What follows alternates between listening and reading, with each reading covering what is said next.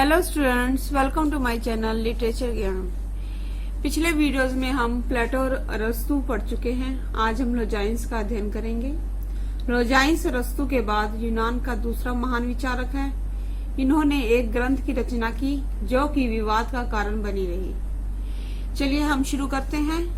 हमारा प्रश्न इस प्रकार से आ सकता है, लोजाइन्स के कला विवेचन का सार अपने शब्दों में दीजिए और काव्य में उदात्त तत्व का स्पष्टीकरण कीजिए।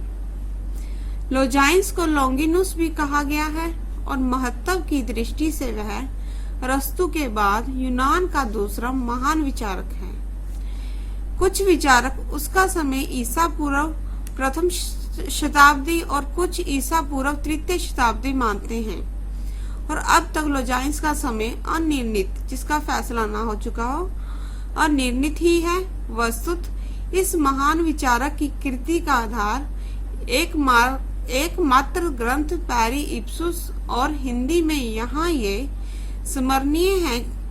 एक लंबी अवधि तक अंधकार में रहने के बाद जब यह ग्रंथ पहली बार सन 1554 ईस्वी में प्रकाश में आया, तब इस कृति पर लेखक का नाम द ओन्यूसियस लॉन्गिनुस लिखा हुआ था। पर 19वीं शताब्दी में कुछ विचारकों ने इस लोजाइन्स को पैरी इप्सुस का लेखक मानना उचित नहीं समझा। उनका कहना था कि पैरी इप्सुस का लेखक सीरिया की रानी जेनोबिया का वीर और कुशल मंत्री लोजाइन्स था और ये ग्रंथ ईसा की 3री शताब्दी में लिखा गया। कुछ विद्वानों का कहना है कि पैरी इप्सुस का रचयिता पालम्यूरा की महारानी जेनोबिया के दरबार में रहता था। इस प्रकार विचारकों के पृथक अर्थात भिन्न भिन्न मत है और सर्वमान्य निर्णय तक पहुंचना सहज नहीं है। लेकिन ये निर्विवाद, जिस पर कोई विवाद ना हो, लेकिन यह तो निर्विवाद रूप से सत्य है कि पैरी इप्सुस एक स्थायी महत्व का ग्रंथ है। काव्य में उदात्त तत्व का विश्लेषण।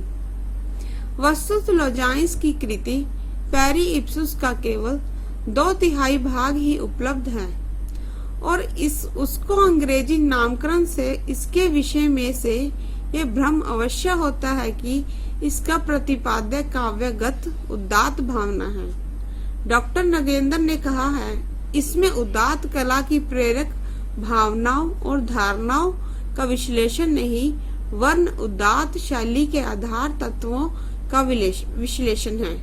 यह मत निर्विवाद रूप से युक्ति संगत है कि पर यह भी पूर्ण सत्य है कि इस ग्रंथ में उदात्तता का विवेचन किया गया है और प्रासंगिक रूप से में कला एवं साहित्य विषय कुछ मूल सिद्धांतों का विश्लेषण भी हुआ है। आज हम इतना ही करेंगे।